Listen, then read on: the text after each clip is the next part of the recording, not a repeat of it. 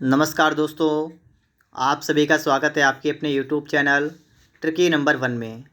दोस्तों, इस वीडियो में हम लोग रुक्मणी प्रकाशन की बुक से यूपी ट्रिपल एससी पेट एग्ज़ाम के लिए प्रैक्टिस सेट को यहाँ पर सॉल्व करने वाले हैं। तो आप लोग इस वीडियो में लास्ट तक बने रहिएगा और यदि आप लोग इस चैनल पर पहली बार आए हैं तो आप लोग चैनल को सब्सक्राइब भी कर लीजिएगा। यहाँ पर हम लोग स्टार्ट करेंगे टेस्ट सीरीज़ 3। ठीक है, तो चलिए शुरू करते हैं। यहाँ पर हम लोग पहला प्रश्न हमारे सामने लिखा हुआ है, पहला मुग़ल बादशाह कौन था। यहाँ पर आपका करेक्ट आंसर क्या हो जाएगा, बाबर। ठीक है, पहला मुग़ल बादशाह कौन था, बाबर। बाबर ने मुग़ल वंश की स्थापना की थी। बाबर का पूरा नाम क्या था, जहीरुद्दीन मोहम्मद बाबर। क्या नाम था, जहीरुद्दीन मोहम्मद बाबर। अगला प्रश्न आपका है कि निम्नलिखित में से कौन सा वेद सबसे पुराना है।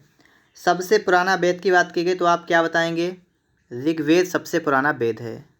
वेद कितने हैं तो आप सभी को पता होगा, वेद हैं 4, ऋग्वेद, सामवेद, यजुर्वेद, अथर्ववेद। सबसे पुराना कौन सा है, ऋग्वेद। ऋग्वेद में कितने मंडल हैं तो ऋग्वेद में 10 मंडल हैं।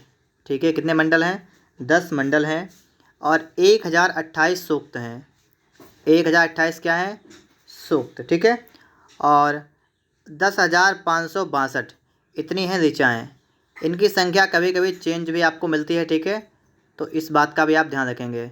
10,552 में भी लिखा मिलेगा, 562 लिखेगा, कहीं कहीं पर 10,462 होता है। ठीक है, तो इस तरीके से आपको इन बात का ध्यान रखना है। ठीक है, आगे देखेंगे। इसके बाद में हम लोग प्रश्न नंबर आपके लिए 3 नंबर है कि अकबरनामा अबुल फजल द्वारा कितने खंडों में रचित अकबर के शासनकाल का इतिहास है। तो आप बताएंगे यहाँ पर 3। ठीक है, अकबरनामा अबुल फजल द्वारा 3 खंडों में रचित अकबर के शासनकाल का इतिहास है। ठीक है, इसके बाद हम लोग यहाँ पर अगला प्रश्न देखेंगे, ज्योतिबा फुले द्वारा निम्नलिखित में से किस संगठन की स्थापना की गई थी। ज्योतिबा फुले ने सत्य शोधक समाज की स्थापना की थी। तो यहाँ पर आपका करेक्ट आंसर क्या हो जाएगा, ऑप्शन नंबर बी, सत्य शोधक समाज की स्थापना ज्योतिबा फुले ने की थी। कब की थी, 1873 में की थी। तो इस बात को भी आपको ध्यान रखना है। ठीक है, 1873 में की थी। ब्रह्म समाज की स्थापना किसने की थी अगर आपसे कहा जाए तो आप बताएंगे राजा राम मोहन राय। क्या बताएंगे, राजा राम मोहन राय ने ब्रह्म समाज की स्थापना की थी। प्रार्थना समाज की स्थापना आत्माराम पांडुरंग ने की थी। ठीक है, और आर्य समाज की स्थापना दयानंद सरस्वती ने की थी। इसके बाद हम लोग आगे बढ़ते हैं। अगला प्रश्न आपका है, प्रागैतिहासिक काल के पहले युग को क्या कहा जाता है। प्रागैतिहासिक काल के पहले युग को क्या कहा जाता है। आप बताएंगे पुरा पाषाण काल। क्या कहते हैं, पुरा पाषाण काल। उसके बाद मध्य पाषाण काल, उसके बाद नव पाषाण काल। अगला प्रश्न आपका है, मार्च 1918 में महात्मा गांधी ने गुजरात के खेड़ा जिले के किसानों के लिए सत्याग्रह की शुरुआत की थी। यह सत्याग्रह किसकी मांग के लिए था। तो यह सत्याग्रह जो था आपका, ये था राजस्व वसूली में छूट के लिए। ठीक है, तो आपका यहाँ पर ए ऑप्शन बिल्कुल करेक्ट आंसर हो जाएगा। इसके बाद 7 नंबर आपका है कि भारत के उत्तरी मैदान पूरी तरह से किस मिट्टी से निर्मित हैं। उत्तर के मैदान जो आपके हैं ये किस मिट्टी से निर्मित हैं। आप बताएंगे जलोढ़ मिट्टी। ठीक है, क्या बताएंगे, जलोढ़ मिट्टी। जलोढ़ भी आपके 2 प्रकार की होती है, एक का नाम होता है खादर और एक का नाम क्या होता है, बांगर। ठीक है, मतलब जो नई होती है, जिसमें मतलब जहाँ पर बाढ़ आती है उसे हम कहते हैं खादर जलोढ़। ठीक है, और जो सूखा जहाँ पर रहता है वो होती है आपके बांगर जलोढ़। काली मिट्टी की बात करेंगे, इसे आप लोग रेगुर मिट्टी भी कहते हैं। रेगुर मिट्टी कहते हैं हम इसे हम कपासी मिट्टी भी कहते हैं। ठीक है, अगला प्रश्न देखिएगा, और अगर आपसे कहा जाए कि भारत में पाई जाने वाली सर्वाधिक मिट्टी कौन सी है तो आप बताएंगे जलोढ़ मिट्टी भारत में सर्वाधिक पाई जाती है। नमक सत्याग्रह आंदोलन के लिए महात्मा गांधी ने लगभग कितनी दूरी तय की थी। इसके लिए इन्होंने 241 मील की दूरी तय की थी। ठीक है, तो यहाँ पर आपका सी ऑप्शन जो है ये बिल्कुल राइट आंसर हो जाएगा, 241 मील। अगर यहाँ पर हम लोग बात करें कि सत्याग्रह के लिए इन्होंने स्टार्टिंग की थी, कब से कब तक चला था ये, तो यहाँ पर आप लोग बताएंगे 6 अप्रैल तक चला था 12 मार्च से। ठीक है, क्या बताएंगे? 12 मार्च 1930 से लेकर 6 अप्रैल 1930 तक के लिए ये चला था। ठीक है, तो इस तरीके से आपको ये पता होना चाहिए कितने दिन चला था। 24 दिन तक। स्टार्टिंग कहाँ से हुई थी? साबरमती आश्रम से कहाँ तक? दांडी तक। ठीक है, और इसमें 78 लोगों ने भाग लिया था। अगर आप लोग इससे पहले के प्रैक्टिस सेट को सॉल्व करते हैं, लगाते हैं, तो आपको ये बात पहले ही पता होगी, क्योंकि मैंने आपको ये बात पहले भी बताई है। इसके बाद आप लोग यहाँ पर देखेंगे, अगला प्रश्न लिखा हुआ है कि 1774 में सर्वोच्च न्यायालय को किस शहर में फोर्ट विलियम में शीर्ष न्यायालय के रूप में स्थापित किया गया? यहाँ पर आप बताएंगे कलकत्ता में। आपका यहाँ पर डी ऑप्शन बिल्कुल राइट आंसर हो जाएगा। ठीक है, कहाँ पर? कलकत्ता में। अगला है कि रॉलेट एक्ट भारत में कब लागू किया गया? 1919 में रॉलेट एक्ट लागू किया गया। ठीक है, 1919 में। और इस रॉलेट एक्ट के विरोध में क्या हुआ था? जलियांवाला बाग हत्याकांड हुआ था। ठीक है, ये हुआ था 13 अप्रैल 1919 को। क्या हुआ था? जलियांवाला बाग हत्याकांड। ठीक है, तो आपको ये डेट भी पता होनी चाहिए। अमृतसर, पंजाब में। ठीक है, अगला आपका प्रश्न है कि महेंद्रगिरी और किसकी दूसरी सबसे ऊंची चोटी है? महेंद्रगिरी आपसे पूछा गया है। आप बताएंगे पूर्वी घाट की सबसे ऊंची चोटी है, दूसरी सबसे ऊंची चोटी है। ठीक है, कौन सी है? महेंद्रगिरी। ठीक है, इसके बाद आप लोग इसके बाद देखेंगे अगला, यहाँ पर है आपका निर्वाचक नामावली को सामान्यतः क्या कहा जाता है? तो इसे हम लोग कहते हैं मतदाता सूची, निर्वाचक नामावली। ठीक है, मतदाता सूची। राष्ट्रीय मतदाता दिवस कब मनाते हैं? 25 जनवरी को। ठीक है, मतदाता दिवस कब मनाते हैं? 25 जनवरी को मतदाता दिवस। निम्न में से कौन रबी की फसल नहीं है? रबी की फसल कौन सी नहीं है? करेक्ट आंसर ऑप्शन नंबर आपका हो जाएगा मक्का। ठीक है, मक्का जो है ये रबी की फसल नहीं है। ठीक है, मक्का खरीफ की फसल है। आपको ये तो पता होगा फसलों को हम 3 टाइप से बांटते हैं, रबी की फसल, खरीफ की फसल और जायद की फसल। चलिए आगे देखते हैं। इसके बाद निम्न में से कौन सा भारत का एक प्रमुख लौह अयस्क निर्यात बंदरगाह है? लौह अयस्क का निर्यात करने वाला कौन सा बंदरगाह है? मार्मुगाओ। मार्मुगाओ। ठीक है, ये कहाँ पर है? तो आप बताएंगे ये गोवा में स्थित है। यहाँ पर आप लोग देखेंगे कि ओजोन परत निम्न में से किस मंडल में स्थित है? ओजोन परत की बात की जाएगी तो आप बताएंगे समताप मंडल, स्ट्रेटोस्फेयर। ऑप्शन नंबर सी आपका बिल्कुल राइट आंसर हो जाएगा। ठीक है, अगर आपसे यहाँ पर पूछ लिया जाए ओजोन दिवस, ठीक है, देखिए ध्यान रखिएगा, मैं आपको इम्पॉर्टेंट बताते जाता हूँ। ठीक है, ओजोन दिवस मैं आपको बता रहा हूँ कि ये कब मनाते हैं। अगर आपसे कहा जाए तो आप क्या बताएंगे? 16 सितंबर। ठीक है, 16 सितंबर को ओजोन दिवस मनाते हैं। आपको ये बात भी पता होनी चाहिए। और देखिए ओजोन परत किस मंडल में पाई जाती है? इसका नाम हिंदी में, इंग्लिश में, दोनों में आपको पता होना चाहिए, क्योंकि एग्ज़ाम में क्या होता है आप हिंदी में याद करते हैं, वहाँ पर वो इंग्लिश में देते हैं। समझ गए हो? इसलिए आपको हिंदी इंग्लिश दोनों में याद करना है इसको। निम्न में से कौन सा सकल घरेलू उत्पाद में शामिल होता है? तो कौन सा शामिल होता है? आप बताएंगे अंतिम वस्तुओं की बिक्री, ये शामिल होता है सकल घरेलू उत्पाद में। करेक्ट आंसर क्या होगा आपका? ऑप्शन नंबर ए।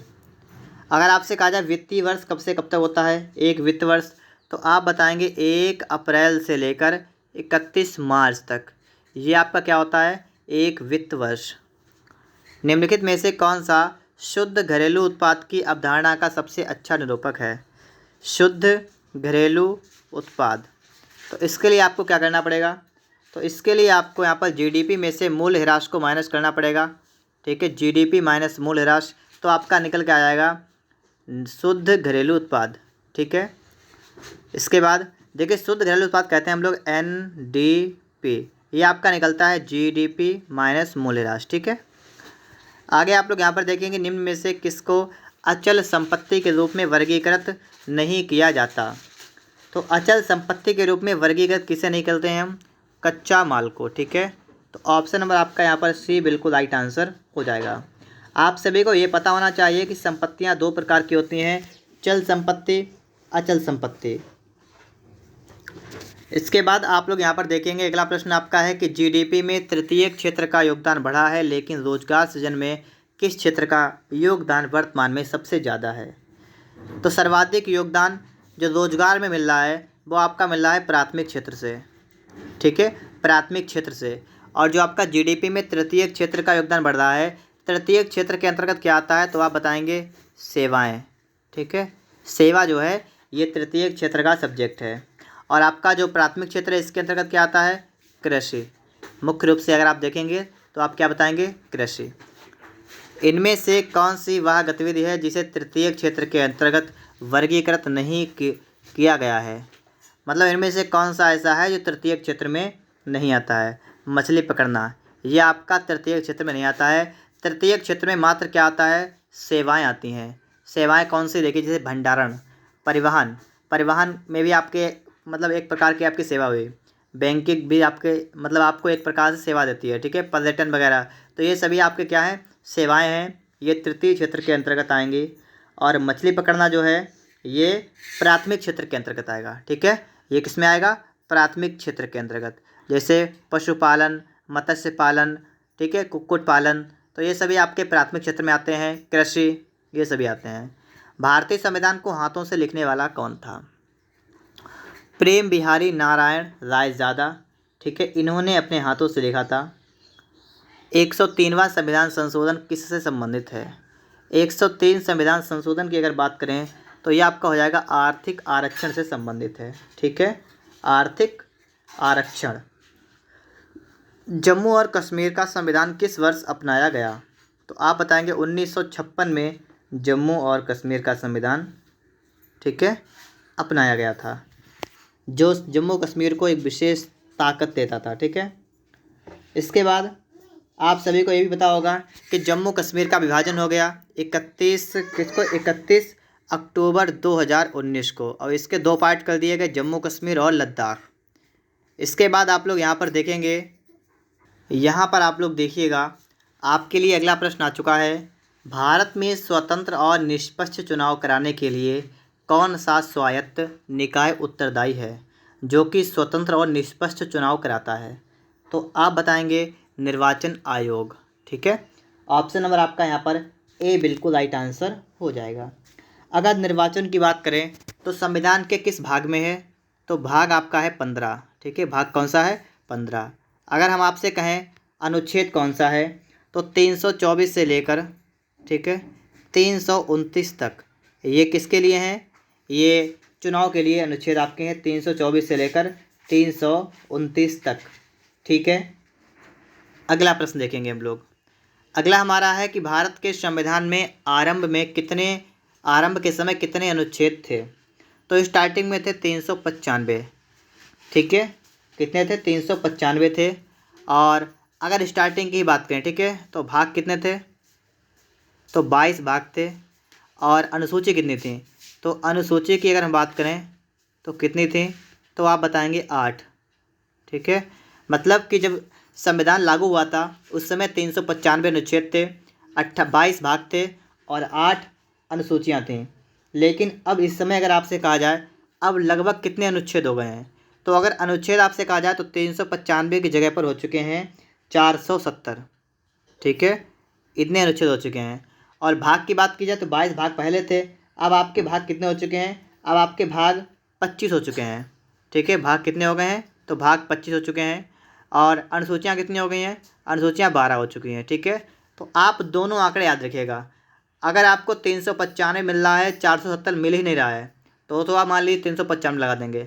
अगर आपको 470 मिल जाए तो आप क्या करेंगे? लेकिन आप सवाल को पढ़ना, अगर वर्तमान में कहा जाए तो आप लगाएंगे, ठीक है। तो वर्तमान वाले मैंने यहाँ पर नीले पेन से लिखे हैं और बाकी काले लाल से, ठीक है। तो आप समझ सकते हैं वर्तमान में अनुसूचियाँ कितनी हैं? 12 हैं। वर्तमान में भाग कितने संविधान में? 25 हैं। और वर्तमान में अनुच्छेद कितने हो चुके हैं? 470, ठीक है। इसके बाद आप लोग यहाँ पर आगे देखेंगे, जो लोग द्विफोक्सी लेंस लगाते हैं उनमें कौन सा दोष पाया जाता है? द्विफोक्सी लेंस लगाने वाले में जरा दूरदृष्टिता मतलब जो है ये रोग होता है, ठीक है, अब समझिएगा इसमें होता क्या है, इसमें ना तो पास का दिखाई देता है और ना ही दूर का साफ दिखाई देता है। इसके लिए तभी हम लोग दोनों लेंसों का इस्तेमाल करते हैं। इसी बीमारी को हम क्या कहते हैं, जरा दूरदृष्टिता। इसके बाद आप लोग यहाँ पर देखेंगे, प्रश्न आपका है कि न्यूलैंड के अष्टक नियम के अनुसार निम्नलिखित में से किसमें सोडियम के समान गुण होते हैं। तो सोडियम के समान गुण किसमें होते हैं, आप बताएंगे लिथियम में। ठीक है, लिथियम में सोडियम के समान गुण होते हैं। न्यूलैंड का अष्टक नियम आपने पढ़ा होगा, सा रे गा मा पा धा नी, इस टाइप से आपका होता है। और आपका स्टार्टिंग में लिथियम आएगा और स्टार्टिंग में आपका फिर सोडियम आएगा। ठीक है, तो इन दोनों के गुण कैसे होंगे, समान होंगे। निम्नलिखित में से किस गैस का उपयोग बिजली के बल्बों में किया जाता है। देखिए बिजली के बल्ब में हम लोग अक्रिय गैस का उपयोग करते हैं। अक्रिय गैसों को आप यहाँ पर देखेंगे तो आपको यहाँ पर नाइट्रोजन मिल जाएगा, तो नाइट्रोजन का इस्तेमाल भी होता है, साथ साथ में आर्गन का भी इस्तेमाल होता है। ठीक है, तो यहाँ से आप अगर देखेंगे तो इसके लिए करेक्ट आंसर क्या होगा, नाइट्रोजन, ऑप्शन नंबर सी। और एक बात आप लोग ध्यान रखिएगा, ठीक है, अगर आपसे कोई पूछ ले शुष्क बर्फ़ क्या होती है, ठीक है, क्या पूछे, शुष्क बर्फ़ के बारे में बात करिए अगर आपसे, तो आप बताएंगे कार्बन डाइऑक्साइड को कहते हैं शुष्क बर्फ़।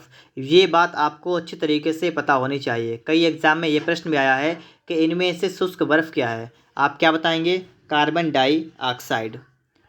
निम्नलिखित में से कौन एक पत्ती का भाग है, पत्ती का भाग कौन सा है, आप बताएंगे पेटियोल। क्या है, पेटियोल। ठीक है, और इसके बाद में अगर आपसे कहा जाए कि पत्ती का रंग हरा क्यों होता है, तो आप बताएंगे हरित लवक की उपस्थिति के कारण पत्ती का रंग कैसा होता है, पीला होता है। पत्ती में कौन सा तत्व पाया जाता है, तो आप बताएंगे मैग्नीशियम। ठीक है, मैग्नीशियम। निम्नलिखित में से कौन सा रोग लीशमैनिया प्रजाति के प्रोटोजोआ परजीवी के कारण होता है। Correct answer option number B हो जाएगा, काला जार।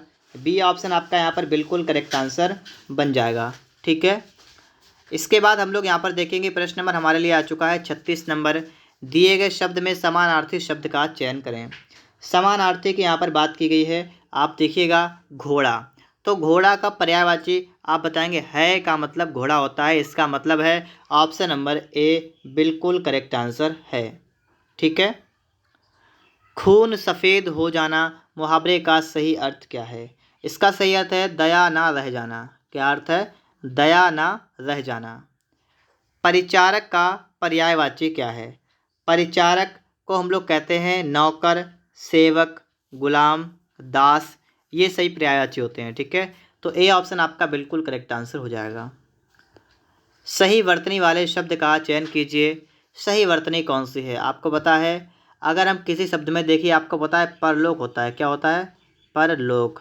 अगर आप इसमें इक लगाएंगे, ठीक है, तो ये आपका सिस्टम चेंज हो जाएगा। इन यहाँ पर आपका बीच में कहीं ना कहीं बड़ा आ जो है उसकी आवाज़ निकलेगी। ठीक है, तो आपका परलोक तो होता नहीं है, आपका हो जाएगा पारलौकिक। क्या हो जाएगा, पारलौकिक। इस टाइप से आपका यहाँ बन जाएगा। और आप एक बात ध्यान रखिएगा, जब भी आपका लास्ट में एक प्रत्यय अगर आपका लगा हुआ है, ठीक है, तो आप समझिएगा कि यहाँ पर आपका एक क्या लगेगा, यहाँ पर आपके कहीं पर एक जो है बड़े आकार डंडा लगेगा एक, तो परलौक और प्लस इसमें एक लगाएंगे तो आपका क्या हो जाएगा, पारलौकिक।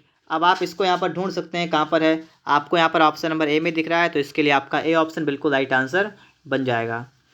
अगला आपका है कि परलोक का विलोम क्या होगा, तो परलोक का विलोम, देखिए परलोक का विलोम आपको बताना है, तो आप क्या बताएंगे, इहलोक, इहलोक का परलोक।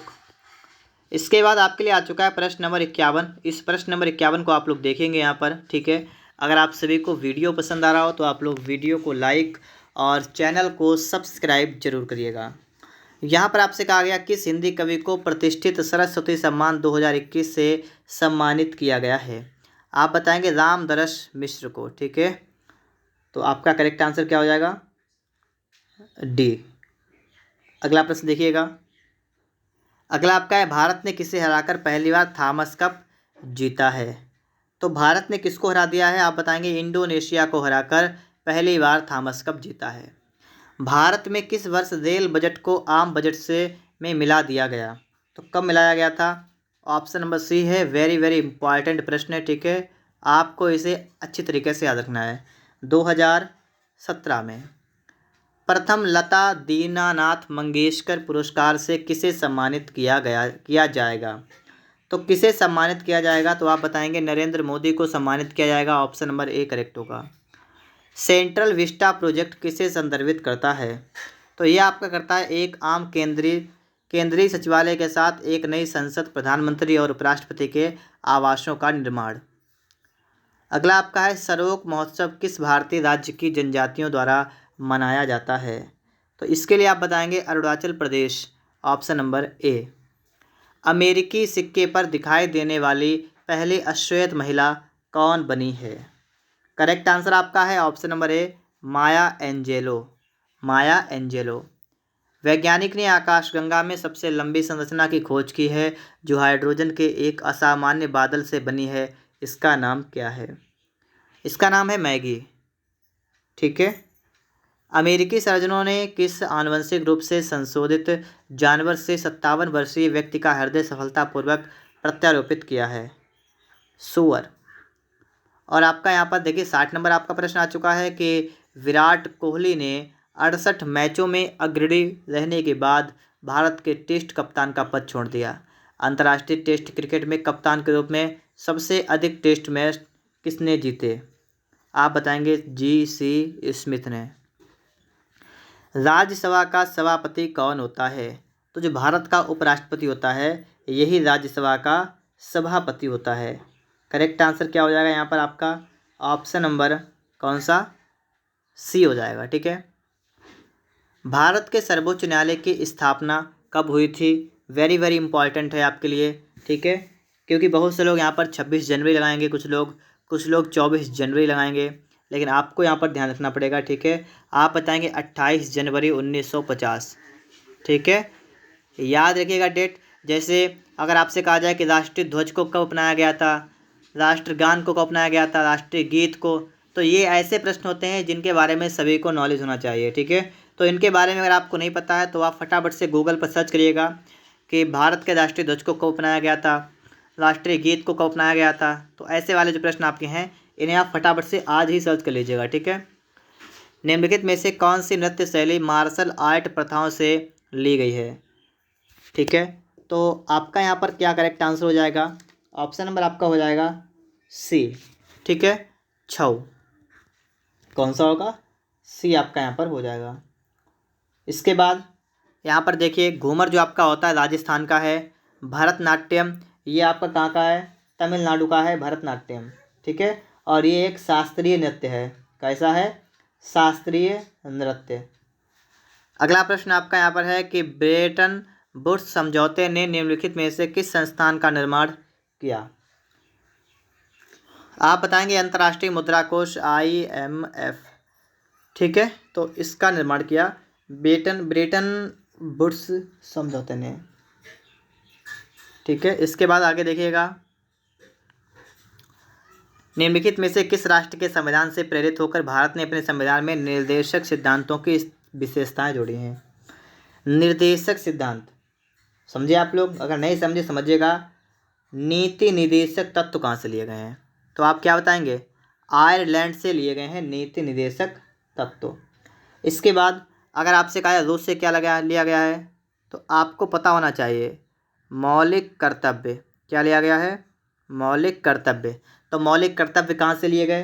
तो आप क्या बताएंगे? रूस से लिए गए हैं। जर्मनी से आपातकालीन उपबंध क्या लिया गया है? आपातकालीन उपबंध की अगर बात करेंगे तो आप क्या बताएंगे? आप बताएंगे जर्मनी से आपातकालीन उपबंध। ठीक है, और संयुक्त राज्य अमेरिका इससे क्या लिया गया? तो इससे देखिए न्याय से संबंधित जो भी लगभग में, ठीक है, 90% काम ऐसे हैं जो न्याय से संबंधित हैं और जो अमेरिका से लिए गए हैं। सर्वोच्च न्यायालय की बात की जाएगी तो अमेरिका, मौलिक अधिकार अमेरिका, उपराष्ट्रपति का पद अमेरिका, राष्ट्रपति पर महाभियोग तो ये भी अमेरिका, और न्यायिक पुनरावलोकन तो ये भी अमेरिका। तो इस तरीके से आप यहाँ पर समझ सकते हैं। अगला प्रश्न आपका यहाँ पर है कि भारत बांग्लादेश भूमि सीमा समझौते के संशोधन संस्करण को दोनों देशों द्वारा भारतीय संविधान के किस संशोधन के तहत अंगीकृत किया गया था? तो आप बताएंगे 100वां संविधान संशोधन 2015।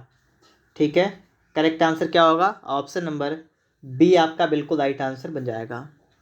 इंडिया डिवाइडेड पुस्तक के लेखक कौन हैं? आप बताएंगे राजेंद्र प्रसाद। इंडिया डिवाइडेड की पुस्तक के लेखक कौन है?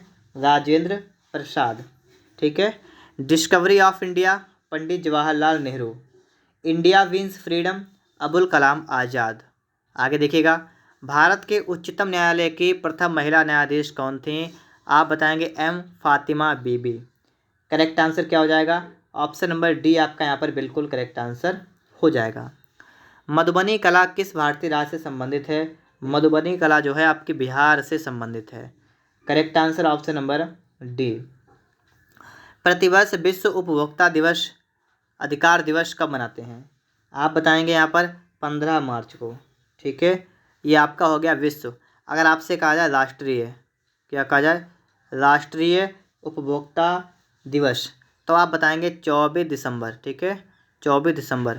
ठीक, समझ गए आप लोग। विश्व उपभोक्ता अधिकार दिवस 15 मार्च और राष्ट्रीय उपभोक्ता अधिकार दिवस तो आप बताएंगे 24 दिसंबर। ठीक है, ठीक है। अच्छा, तो दोस्तों इस प्रकार से हम लोगों ने यहाँ तक कंप्लीट किया है। अगर आप सभी को वीडियो पसंद आया है तो आप लोग वीडियो को लाइक करिएगा। चैनल पर अगर आप लोग नए हैं तो आप लोग चैनल को सब्सक्राइब करने के साथ साथ बेल आइकन को भी प्रेस कर लीजिएगा।